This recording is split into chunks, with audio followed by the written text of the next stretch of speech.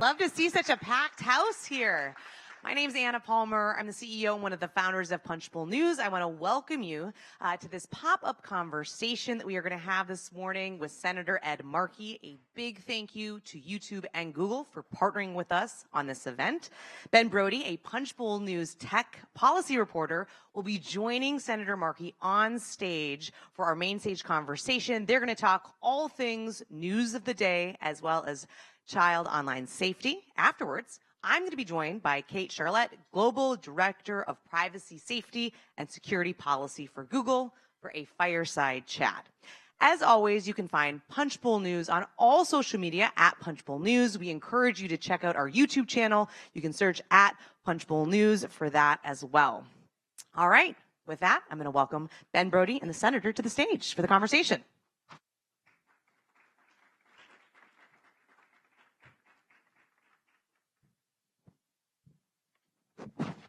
Senator Markey, thank you so much for being here with us today. Thank you, Ben. Thanks for having me. Yeah, absolutely.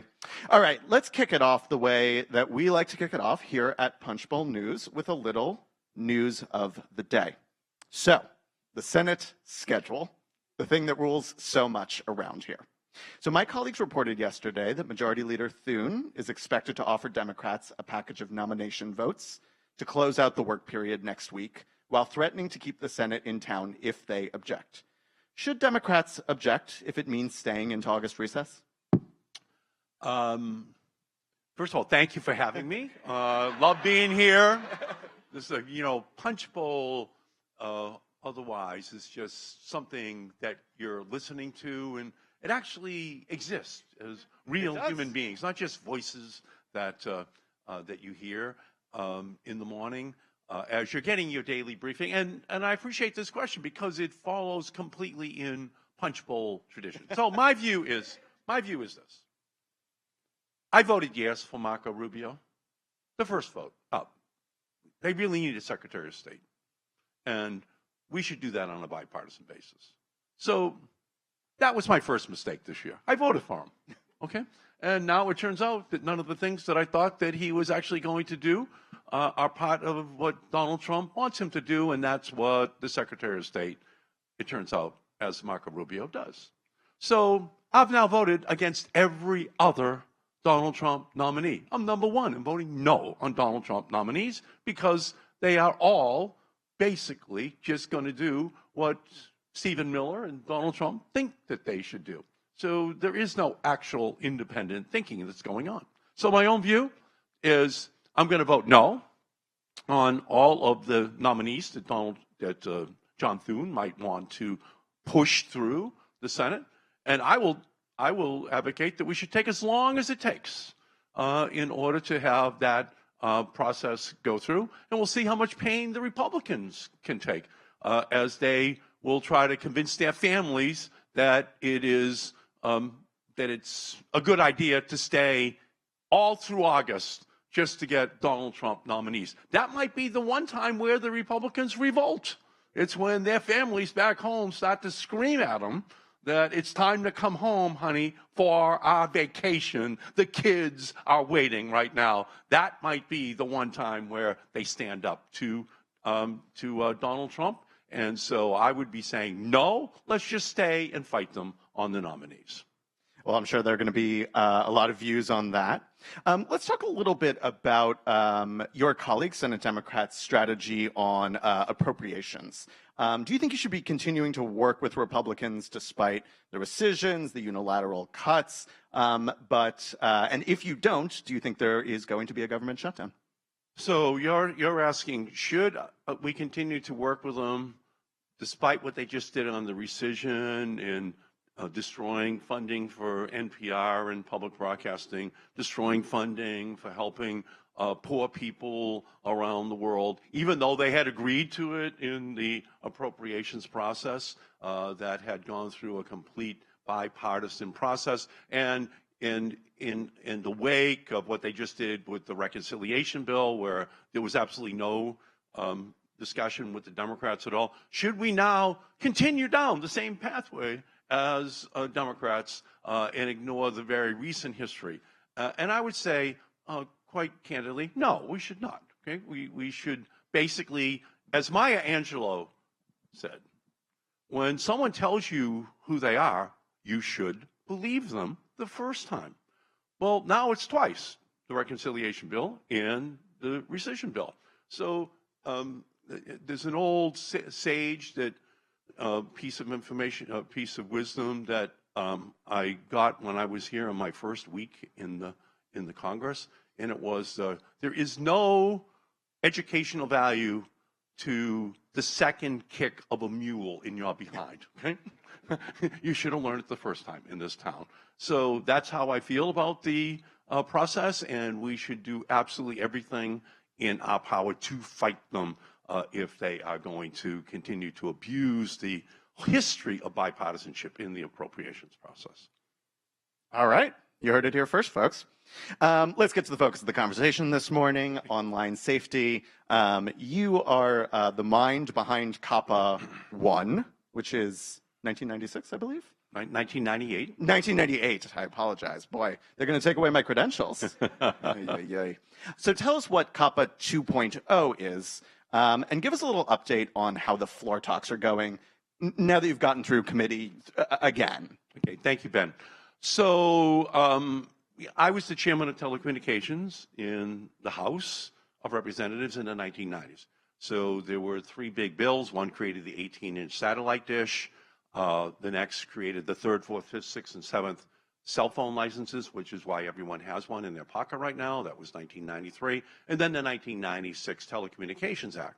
Well, and that's what created the broadband revolution. We moved from analog to digital. We moved from narrowband to broadband. So that's what those three bills that I was the Democratic author all accomplished. Now, what I tried to do in the 1996 Telecommunications Act, and I was successful in the House of Representatives, was passing a comprehensive privacy Bill of Rights for all Americans, all ages, that would have to be promulgated across all technology platforms. It passed in the House, and then it was killed in the Senate on the last night. So I came back in 1998 saying, well, if I can't get all adults, at least I'll get kids. And I wanted to get kids 16 and under. I couldn't even get that. All I could get was kids 12 and under, which is the Child Online Privacy Protection Act of 1998 that has now been used to protect children. It's the Constitution. And tens of millions of dollars in fines have been assessed on companies that have violated that law over the years. But we've moved a long way. Back in 1998, only birds tweeted. Right? So we've come a long way. Everything's changed. And so COPPA 2.0 updates it. COPPA 2.0 says that the age should be 16 and under. 2, that there is no direct targeting of ads by companies towards those kids. 3, that the parents have a right with the kids to say to the company, erase all information you have gathered against my child. And why is that important? It's very important because in 2023, according to the CDC, 1 in 4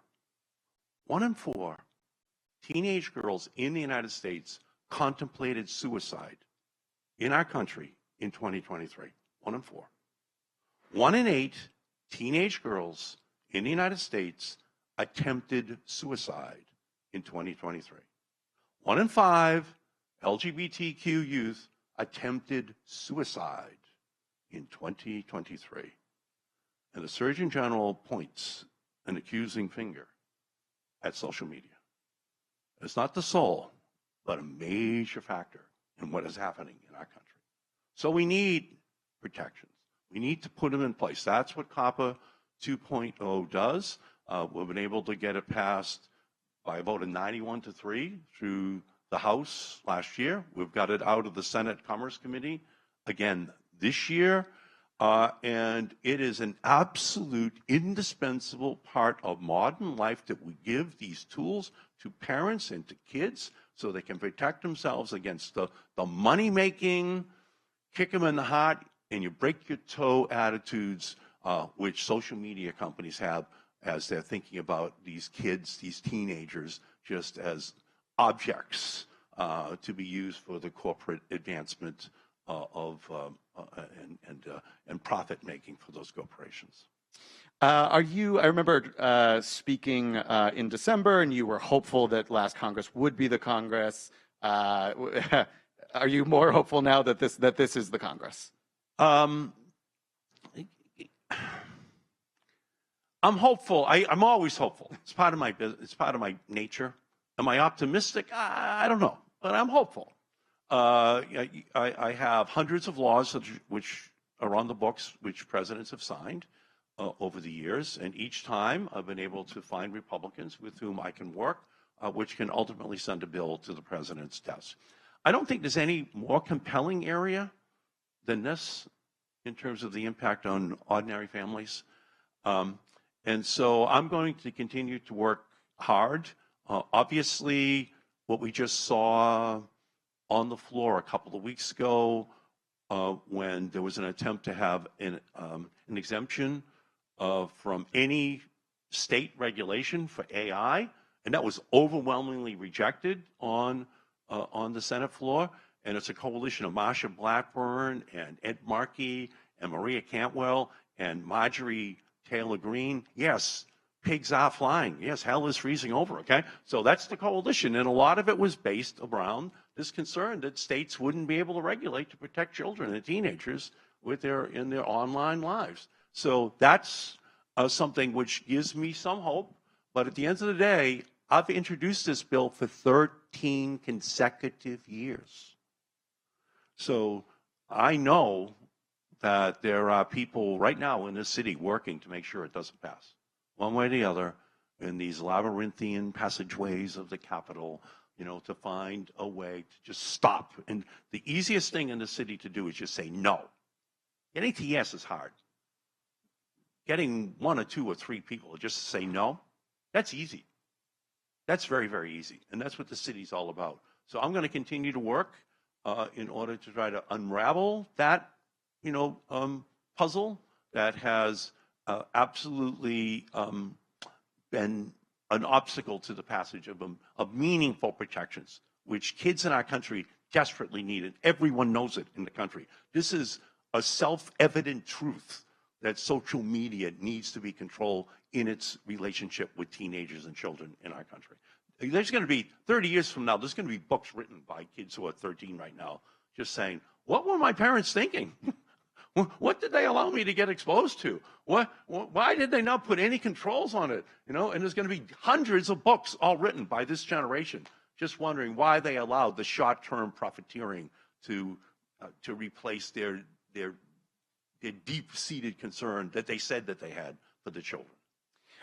You brought up the AI moratorium. You were, I believe, first out of the gate introducing an amendment to strip it out of reconciliation. Ultimately, that was a huge 99-1 victory. Even the supporters, mainly Ted Cruz, voted to strip it out of reconciliation. Can you take us a little bit inside those conversations? You and Marsha Blackburn, Josh Hawley, Richard Blumenthal, Maria Cantwell. How did that actually go down?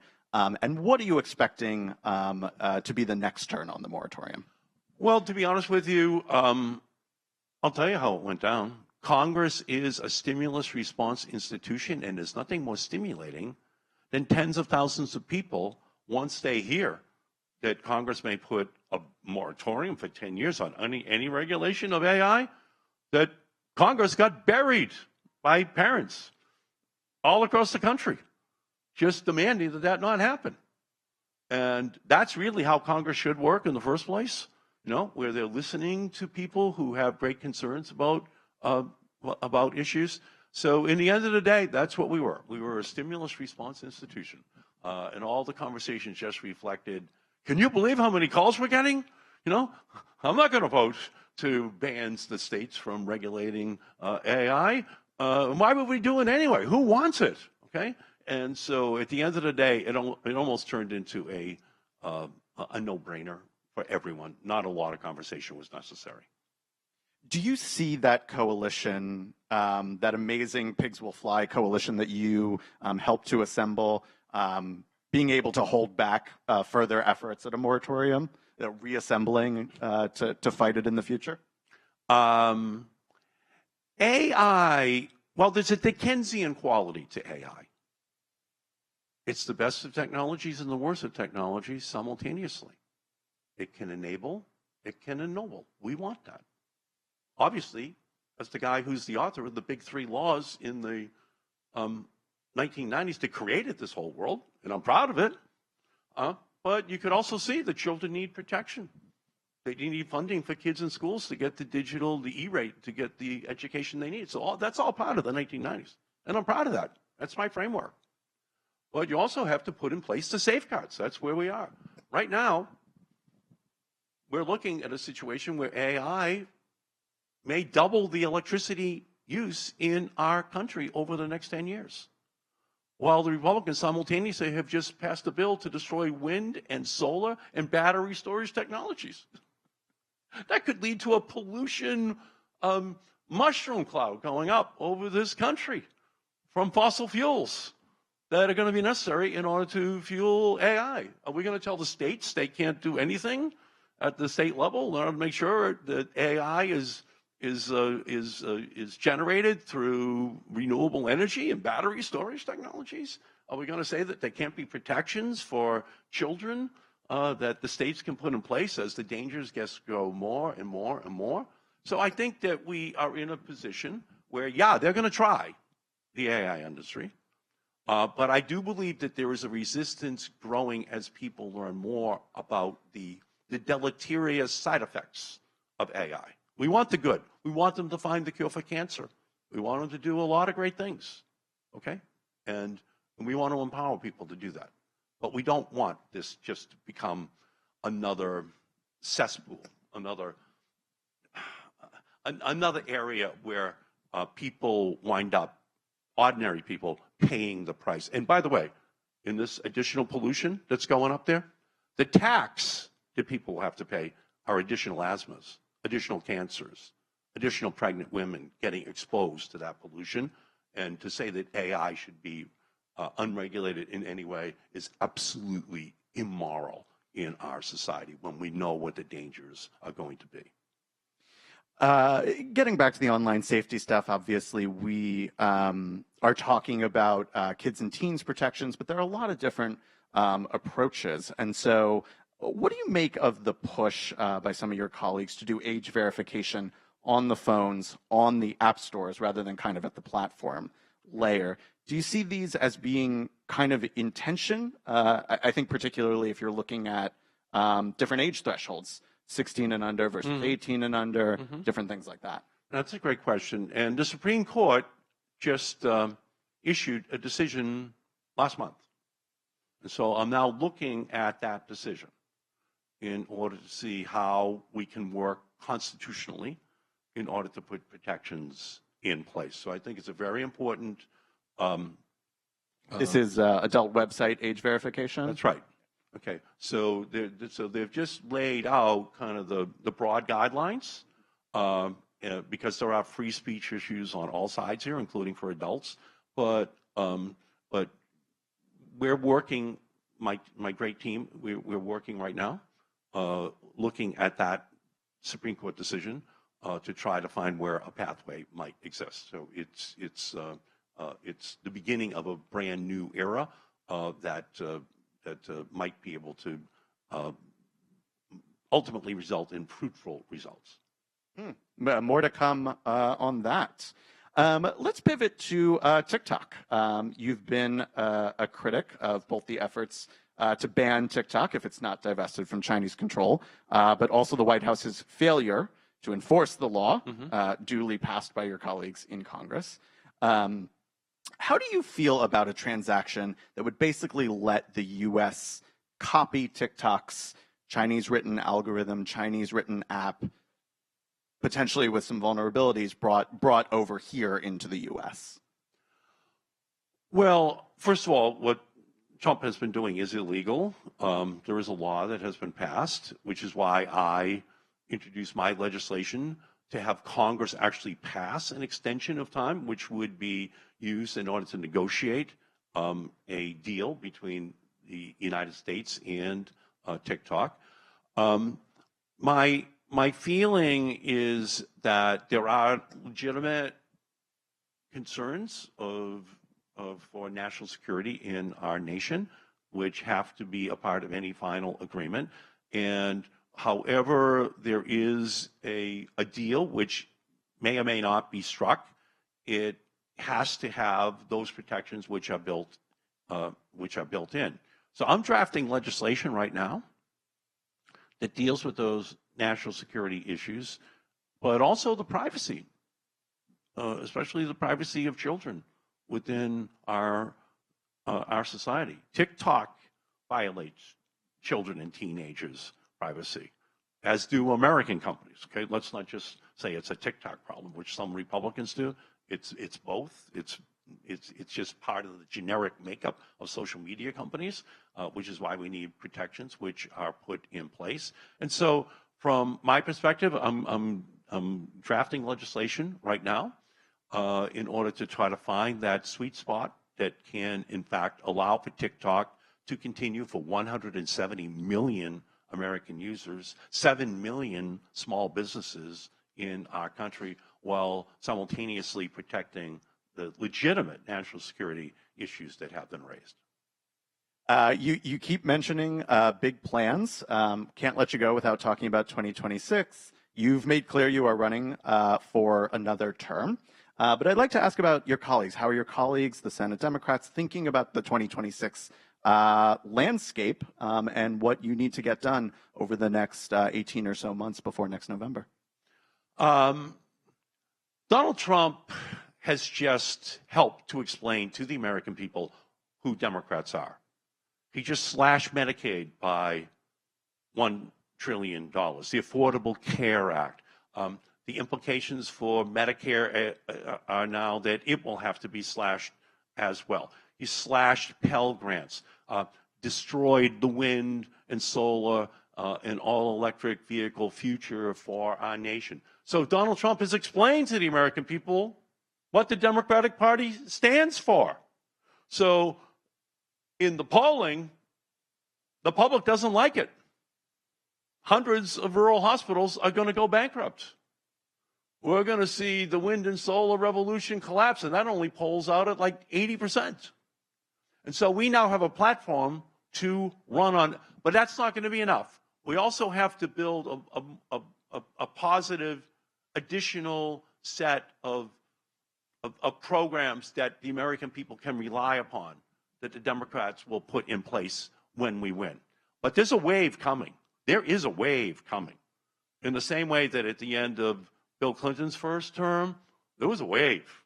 At the end of Barack Obama's first term, the first 2 years, there was a wave. At the end of Donald Trump's first 2 years, there was a wave. At the end of Donald Trump's of Joe Biden's first 2 years, there was a wave. There's a wave coming, okay? It's only how big this wave is going to be. And that's why Democrats are going to have to work every single day between now and next year, because winning the House and the Senate, potentially, but at least the House, is going to be the protection which the American people will get for Donald Trump's third and fourth year in office. We'll be able to shut down any further malevolent legislative efforts which he is putting in place. So this is the most energized I've ever been. Donald Trump gets me up every morning with his tweet of the day, okay? And he is attacking every single law that the Democrats on a bipartisan basis put on the books over the last 2 generations. And I take it personally. And so every single day I get up to fight Donald Trump. And I think the American people are rising up, indivisible, 50-51. These are groups that are up and organizing right now, and there's more behind them, including the climate activists that are sure to, in 2026, come to make Republicans pay the price for what they are doing to this planet with their destruction of the solution that had already been put in place.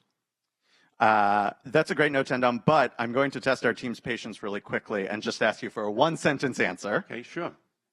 With technology advancing so rapidly, what do you think is the topic we'll be focused on most in terms of tech and protecting kids next year?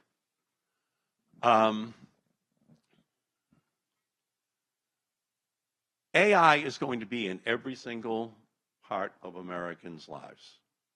It's why I've introduced COPPA 2.0, Child Online Privacy Protection Act. But it's why I've also introduced my AI Civil Rights Act, which has been endorsed by almost every major civil rights group in the United States. AI is going to lead to more discrimination in housing, in education, in employment, unless we put safeguards in place. It's going to supercharge discrimination in our nation. It is going to become the civil rights issue of the 21st century because of the power of the technology. And that's why I've introduced that legislation and organized civil rights groups to begin to talk about it, because it just won't be children. It's going to be everyone in our society who are threatened by the power of this technology. And again, yes, we want the good side of it, but no, we don't want to even remotely come to understand how its invidious power can be used to further discrimination. And I'm talking black and brown and LGBTQ and women in our society as white men create algorithms to just continue to further their agenda at the expense of everyone else who has suffered from historic discrimination in our society. That's the next wave of issues. That's where it's all going. And it's like an inevitable, inexorable pathway that just leads from the passage of the 1996 Act. And it's what I've been warning about since 1996 and the passage of that bill. So this is the next frontier, and it is absolutely imperative that all Americans be part of this discussion. AI is basically going to be a part of every one of your lives, and you should learn more about it so that you can be part of the coalition that puts the safeguards in place. And I thank you, the Punch Bowl, for giving me an opportunity to be able to talk about these important issues. We thank you for joining us. We are out of time, but I'd like to welcome back to the stage Anna Palmer and Google's Kate Charlotte, and we thank you all for joining us.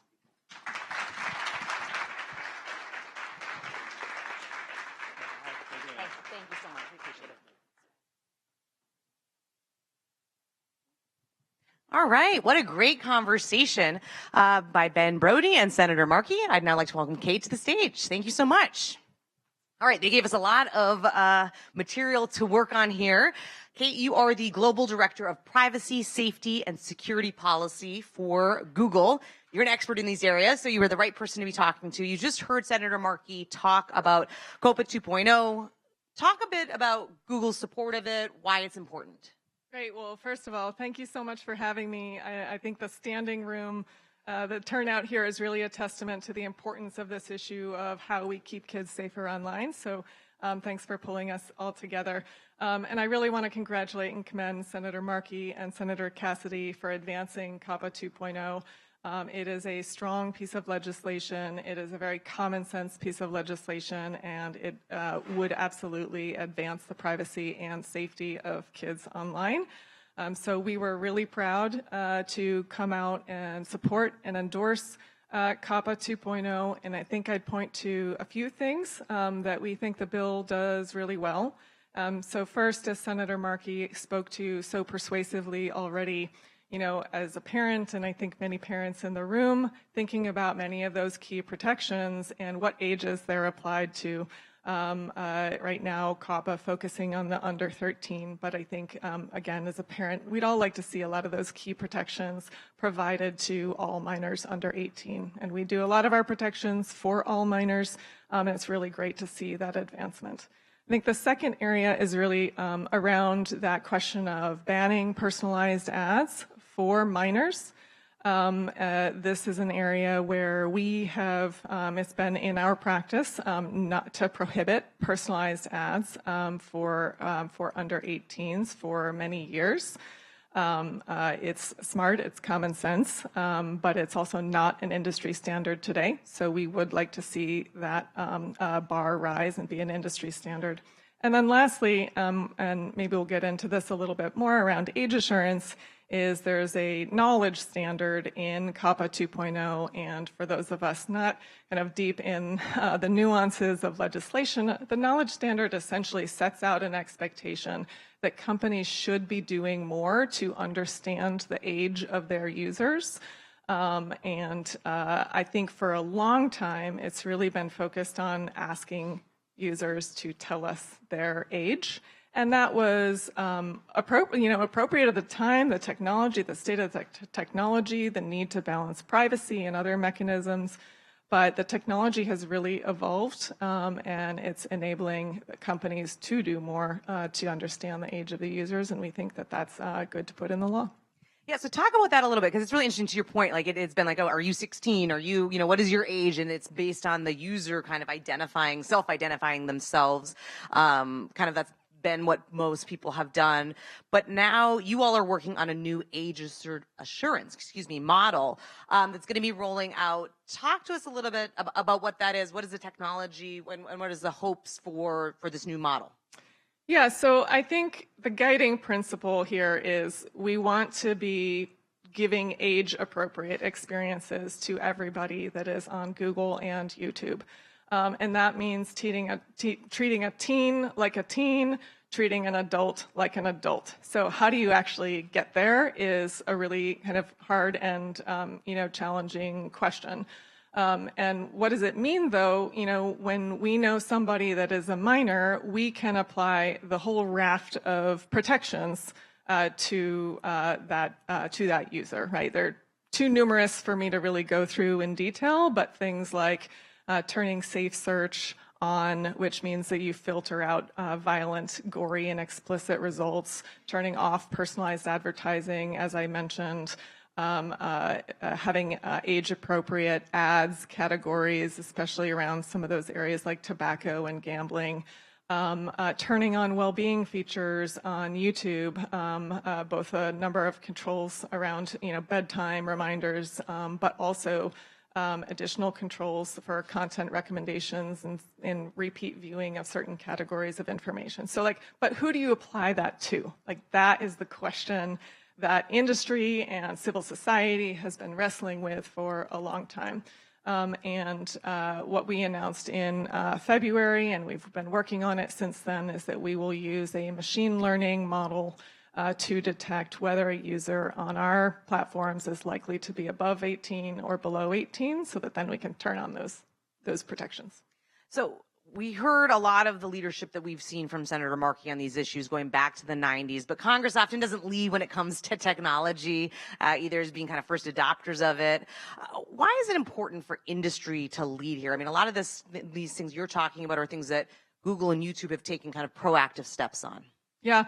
Well, I mean, I just think it's important that companies don't wait for legislation. Obviously, we've supported numerous pieces of legislation, and most recently COPPA, because we'd like to see that advance, and we'd like to see that kind of standard be consistent across the boards, consistent across the country. But it's important because we are in this moment, right? We want to keep kids safer online. We want to give them those positive, helpful, age-appropriate experiences. And I think in this age, it's so important to empower them to experience the digital world in a way that they can explore safely, but doesn't cut them off from important services. And so I think we need to be wrestling with this now. Yeah, technology is not going away, right? The good, and all kind of features of it.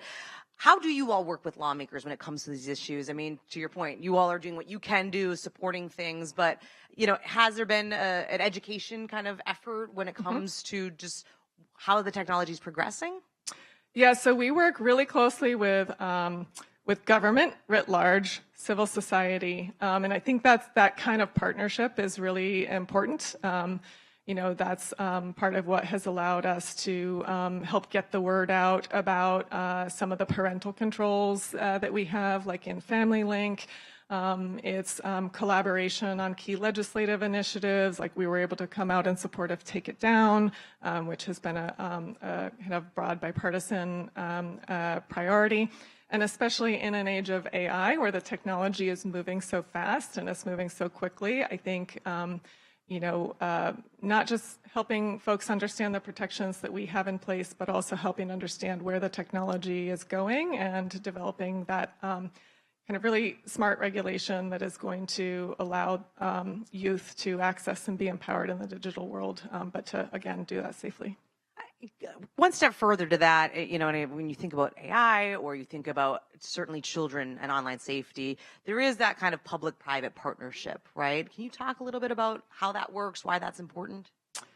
Yeah, I mean, I think just as mentioned, right, there's these collaborations between us. This is not a technology company issue, right? Parents, youth, civil society, as well as the multifaceted nature of the different areas that come into play in tension. So in age assurance, for example, it's really important not to require people to upload more data on themselves than is warranted by the risk, right? There's a difference between, on the higher end, some of those risks like pornography, alcohol, gambling, the things that are clearly 18 plus, and the things that are much less risk. I mean, somebody who just wants to look up a restaurant recommendation, right? So we have to have that very holistic kind of public-private and civil society conversation to balance making sure that kids and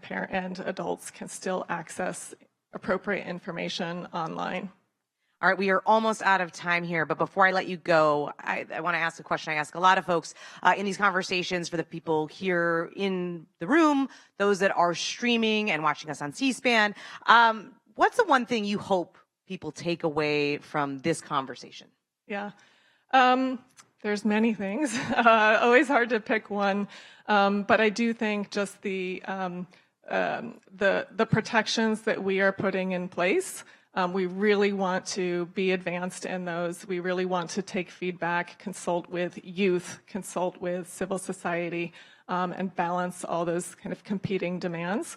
And that's especially, when we're here in an age of very fast-moving technology, it's going to be especially important that we're all doing it together. So thank you.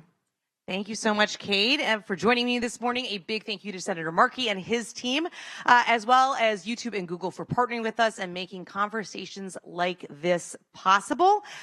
We will be having more events coming up in September, so please check back soon. Have a great day and stay safe, everybody. Thank you.